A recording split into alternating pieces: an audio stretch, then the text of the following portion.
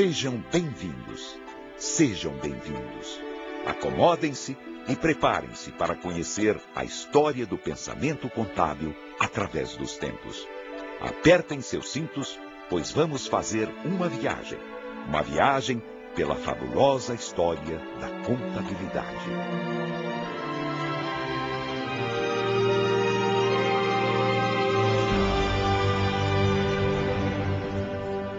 O homem primitivo já praticava uma contabilidade rudimentar ao contar seus instrumentos de caça e pesca e seus rebanhos. Mas foi na Mesopotâmia, região situada entre os rios Tigre e Eufrates, no atual Iraque, que foram encontrados os primeiros registros patrimoniais. O homem começava a registrar o seu patrimônio. Era a origem do diário. Os séculos passam. Surgem novas civilizações. Em torno do Baixo Nilo, nas planícies de inundação, a agricultura floresceu, e com ela um povo que deixou seu legado até os dias de hoje, os egípcios. O papiro, colhido às margens do grande rio, onde os escribas registravam os movimentos, eram os primeiros livros contábeis. Dos portos de Tiro e Sidom, os fenícios navegavam pelo Mediterrâneo, expandindo sua rede de comércio. Foram eles os primeiros a desenvolver as trocas em bases monetárias e simplificaram os registros por símbolos. Da Península Itálica vieram os romanos.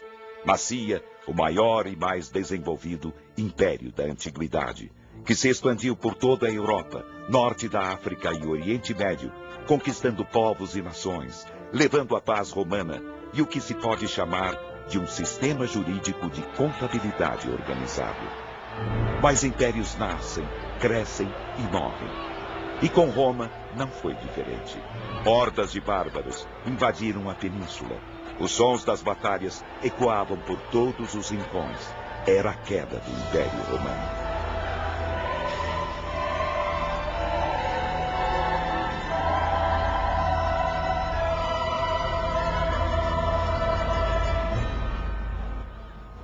O tempo não para. Vamos continuar a nossa viagem. Vamos avançar alguns séculos. Vamos para o final da Idade Média e para o Renascimento.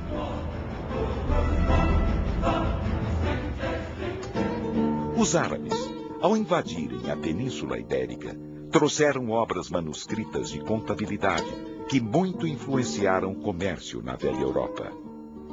Comércio este que floresceu nas cidades italianas de Veneza, Gênova, Florença e Pisa. Os comerciantes necessitavam de uma escrituração capaz de refletir os interesses dos credores e investidores e que era, ao mesmo tempo, útil nas suas relações com os consumidores e fornecedores. A sistematização da contabilidade estava a caminho. Também as artes e a ciência se desenvolviam. O mundo deixava a idade das trevas. Era o Renascimento. E com ele a figura de Luca Pacioli, frade franciscano, autor de uma obra que expõe o método das partidas dobradas, princípio contábil, segundo o qual todo lançamento a crédito numa conta faz com que surja outra conta, onde é registrada a mesma importância a débito. Agora, estamos no ano de 1500. Era descoberto o Brasil. E com a instituição do governo geral, chegaram os provedores da fazenda, que acumulavam este cargo com o de contador. Eram os nossos primeiros colegas em solo brasileiro.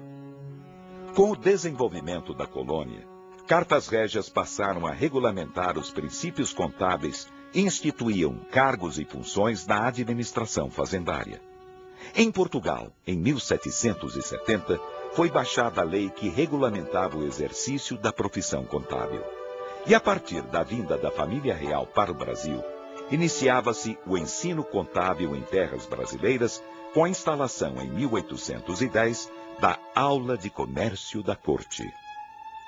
A partir daí, novas escolas eram fundadas, disseminando o ensino e desenvolvendo normas e métodos.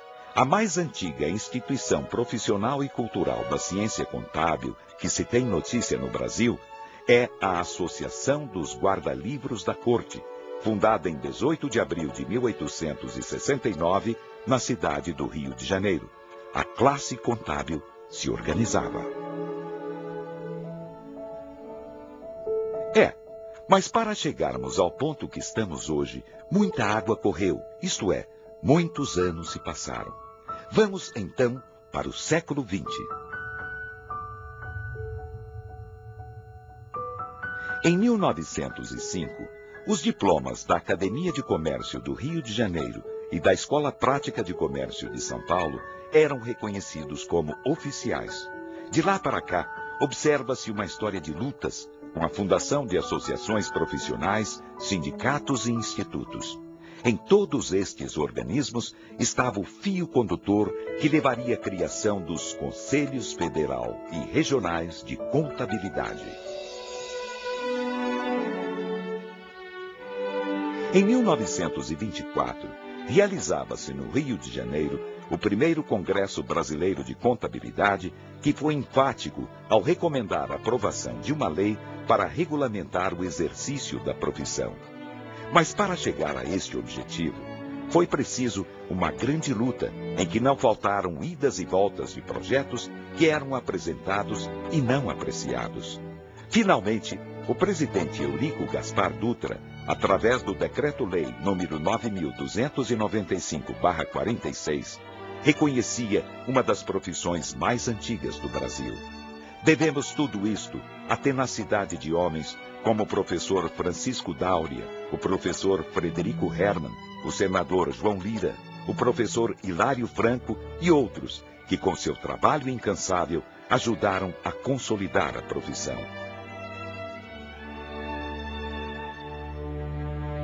Mas o homem, no decorrer dos séculos, sempre fez uso de máquinas e instrumentos para o exercício de sua profissão, e com os contadores não foi diferente. O primeiro instrumento conhecido foi o ábaco, que surgiu cerca de 3.500 anos atrás. Palavra proveniente do grego ábax, que quer dizer contador.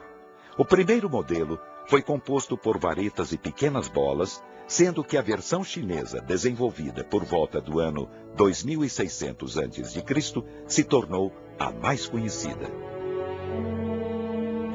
Antigamente, os livros eram copiados à mão por monges nos monastérios medievais. Entre os anos de 1450 e 1455, Gutenberg criou a primeira prensa, que foi utilizada até meados do século passado para colar as folhas e gelatinas dos livros diários. A primeira máquina auxiliadora de cálculo apareceu em 1642 com o francês Blaise Pascal. Ao longo dos anos, o aparelho foi sendo aperfeiçoado, mas só em 1901 que Holcomb Ellis construiu a famosa máquina Ellis, precursora da máquina de contabilidade. Datilógrafo ou mecanógrafo. Este é o nome técnico da máquina de escrever, inventada em 1714 pelo engenheiro inglês Henry Mill. Em 1938, coube ao americano Gilden idealizar o primeiro modelo realmente viável, que foi industrializado a partir de 1873 nas oficinas da empresa Remington. De lá para cá, sua utilidade se firmou, mas com o advento de tecnologias mais modernas, as máquinas de escrever foram, aos poucos, substituídas por computadores.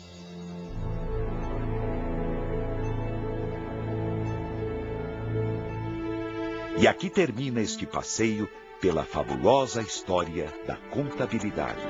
Espero que tenham gostado. Mas uma coisa é certa, nós temos passado, temos história.